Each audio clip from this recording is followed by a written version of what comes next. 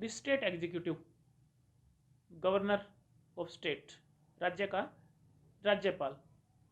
भारत के संविधान के अनुसार भारत में संघात्मक शासन प्रणाली को अपनाया गया है। भारत के संविधान के अनुच्छेद 153 के अनुसार प्रत्येक राज्य का एक राज्यपाल होगा। राज्यपाल की नियुक्ति राष्ट्रपति के द्वारा की जाती है। जो संघ में राष्ट्रपति होता है उसका चुनाव होता है, लेकिन राज्य का जो संवैधानिक मुखिया राज्यपाल है उसकी नियुक्ति की जाती है और राष्ट्रपति के द्वारा की जाती है।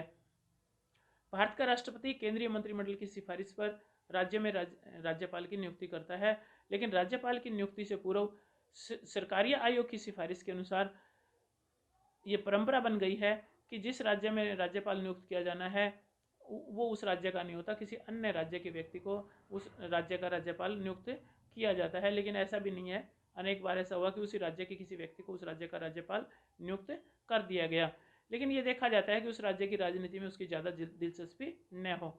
इसके अतिरिक्त प्रधानमंत्री नियुक्ति करने से पूर्व उस राज्य के मुख्यमंत्री से परामर्श करता है, लेकिन ये अनिवार्य नहीं है। सरकारी आयोग की सिफारिश के बाद आमतौर पर परंपरागत रूप से ऐसा किया जाता है, लेकिन अगर प्रधानमंत्री चाहे, राष्ट्रपति चाहे तो बगैर परामर्श किए भी नियुक्ति कर सकता है। आमतौर पर राज्यपाल का पद एक पद बहुत ही गरिमा और सम्मान का पद है। उन्हीं व्यक्तियों को इस पद पर नियुक्त किया जाता है जिन्होंने कला, साहित्य, विज्ञान या शिक्षा या प्रशासन के क्षेत्र में उच्च पद पर कार्य किया है या राजनीति में वो वरिष्ठ पदों पर रहे हैं। और लेकिन बहुत सी बार राजनीतिक से रिटायर व्यक्तियों, वरिष्ठ व्यक्तियों को भी राज्यपाल के पद पर नियुक्त कर दिया जाता है। योग्यता, उसकी आयु न्यूनतम 35 वर्ष होनी चाहिए। वह भारत का नागरिक होना चाहिए। वो किसी लाभ के पद पर नहीं होना चाहिए। वह संसद के या राज्यों की विधानसभा के किसी भी सदन का सदस्य नहीं होना चाहिए। और तो राष्ट्रपति उसको राज्य का राज्यपाल नियुक्त कर सकता है। शपथ, राज्य के राज्यपाल को उस राज्य के उच्च न्यायालय का मुख्य न्यायाधीश पद और गोपनीयता की शपथ दिलाता है। राज्य का जो राज्यपाल है संविधान और विधि के परिरक्षण और संरक्षण की शपथ लेता है, और ये शपथ लेता है कि वो विधि का परिरक्षण तथा राज्य की जनता की सेवा में और कल्याण में लगा रहेगा। और ये जो शपथ है राज्य के उच्च न्यायालय का मुख्य न्यायाधीश उसको दिलाता है। वेतन और भत्ते, राज्य के राज्यपाल के जो वेतन और भत्ते हैं वो भारत की संसद के द्वारा निश्चित किए जाते हैं, लेकिन उनके कार्यकाल के दौरान उनमें कटौती नहीं की जा सकती। इसके अतिरिक्त राज्य के राज्यपाल को निवास के लिए राजभवन होता है, जो सुसज्जित राजभवन और अन्य सुविधाएं राज्य प्रशासन के द्वारा उसको उपलब्ध करवाई जाती है। कार्यकाल, राज्यपाल का कार्यकाल आमतौर पर 5 वर्ष है, लेकिन नए राज्यपाल की नियुक्ति तक वो अपने पद पर बना रहता है। ऐसा भी है कि एक ही राज्यपाल लगातार 10 वर्ष या उससे ज़्यादा समय तक भी किसी राज्य में राज्यपाल के पद पर बना रहा, या 5 साल से पूर्व भी उसको पद से हटा दिया गया। यानी भारत के राष्ट्रपति का विवेकाधिकार है कि वो किसी राज्यपाल को कितने समय तक उस राज्यपाल के पद पर बनाए रखे।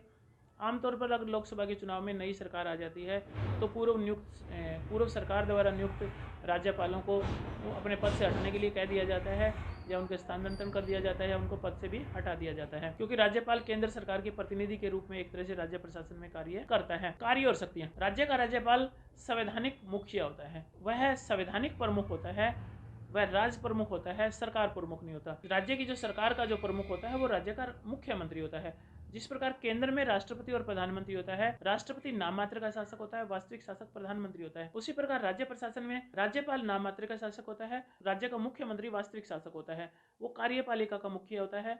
आम चुनाव में जिस व्यक्ति को पार्टी को बहुमत मिलता है उस पार्टी के नेता को राज्यपाल मुख्यमंत्री के पद पर नियुक्ति करता है, और मुख्यमंत्री की सिफारिश पर अन्य मंत्रियों की नियुक्ति की जाती है। जो राज्य में राज्यपाल है भारतीय संघ में जो केंद्र सरकार में जो राष्ट्रपति के समान है, यानी वो संवैधानिक प्रमुख होता है। कार्यपालिका की शक्तियां, राज्य का पूरा प्रशासन उसके नाम से चलाया जाता है।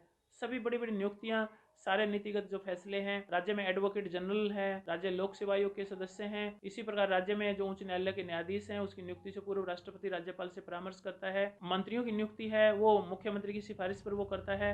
यानी सभी बड़े बड़े पदों पर जो कार्यकारी कार्य हैं वो राज्य के राज्यपाल के द्वारा किए जाते हैं। लेकिन अगर किसी राज्य में जो शासन है वो राज्यपाल को कुछ विशेष विवेकाधीन शक्तियां भी प्राप्त होती है। अगर राज्य का शासन संविधान के प्रावधानों के अनुसार नहीं चलाया जा रहा, राज्यपाल राष्ट्रपति को अनुच्छेद 356 के अनुसार उस राज्य में राष्ट्रपति शासन लागू करने की सिफारिश कर सकता है।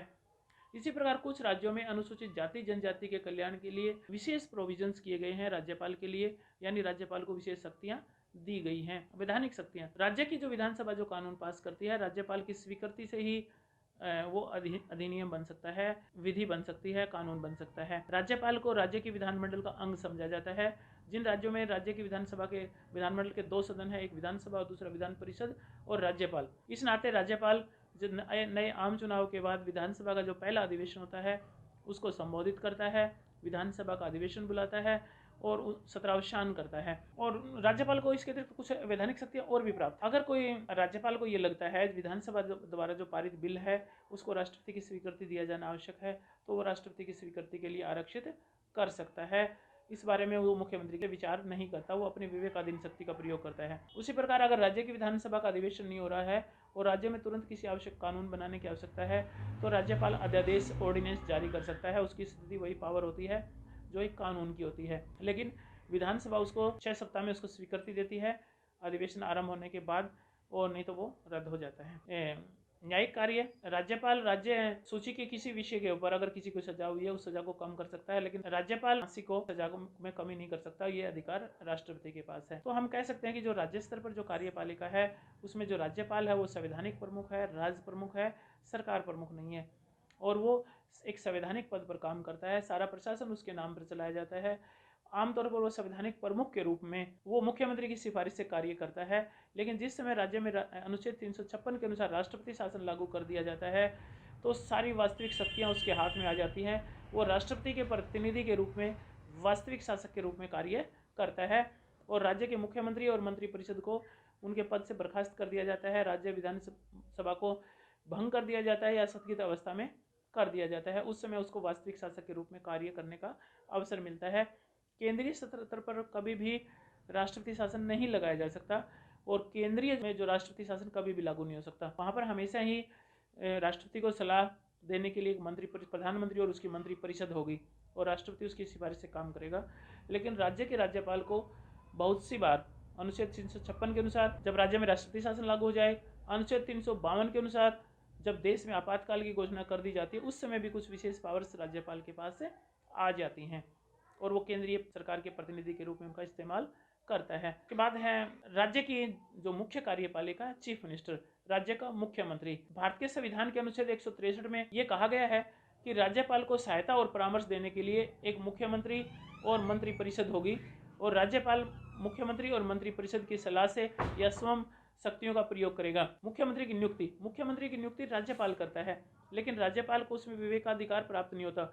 आम चुनाव में जिस पार्टी को बहुमत का समर्थन प्राप्त होता है उस पार्टी के नेता को राज्यपाल मुख्यमंत्री के पद पर नियुक्त करता है और मुख्यमंत्री उसके बाद एक सूची सौंपता है मंत्रियों की। राज्यपाल उन सभी को मंत्री के पद पर शपथ दिलाता है, उनको पद और गोपनीयता की, मुख्यमंत्री सहित उन सभी मंत्रियों को पद और गोपनीयता की शपथ दिलाता है। उसके बाद राज्य का मुख्यमंत्री उसमें विभागों का बंटवारा करता है, क्योंकि राज्य का जो मुख्यमंत्री है वो मुख्य कार्य अधिकारी होता है, उस नाते उन वो सारी शक्तियों का इस्तेमाल करता है।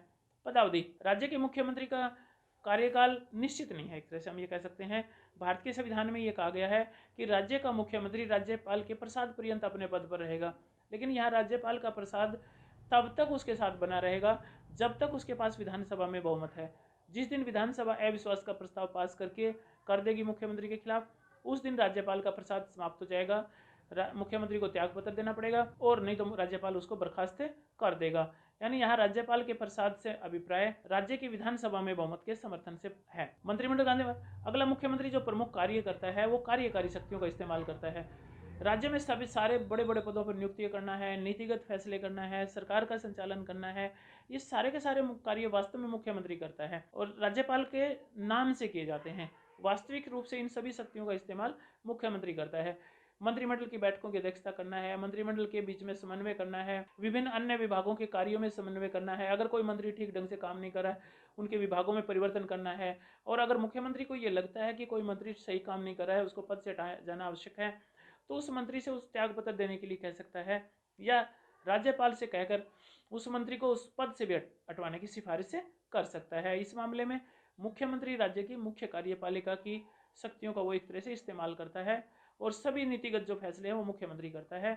सभी बड़े पदों पर नियुक्तियां मुख्यमंत्री करता है। वैधानिक कार्य, वैसे तो विधान बनाना, कानून बनाना राज्य की विधानसभा का कार्य है, लेकिन वास्तव में आज जो विधायी कार्य हैं उन पर भी काफ़ी हद तक राज्य की कार्यपालिका का एक तरह से नियंत्रण स्थापित हो गया है। सभी जो सरकारी बिल हैं, गवर्नमेंट बिल्स हैं, सरकारी विधेयक हैं, वो राज्य के मंत्रियों के द्वारा संसद में, विधानसभा में प्रस्तुत किए जाते हैं।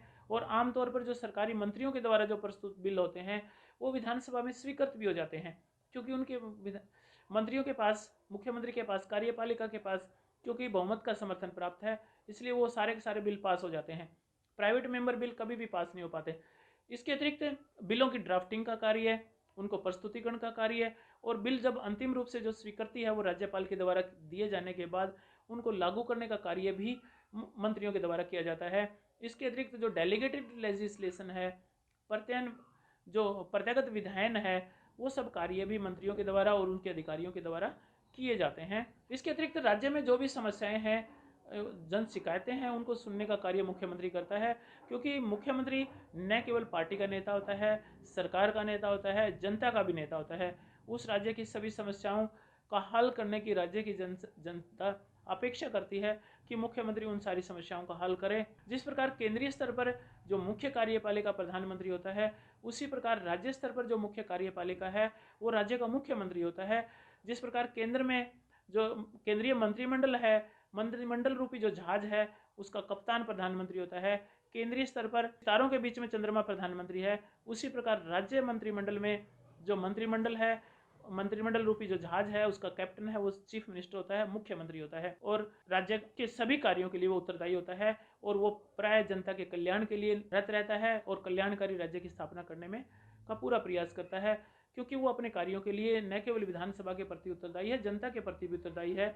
अगले आम चुनाव में उसकी अपनी पार्टी को चुनाव में जीत दिलाना उसका प्रथम कर्तव्य होता है। इस नाते वो जनता के कल्याण का पूरा प्रयास, कार्य करने का पूरा प्रयास करता है।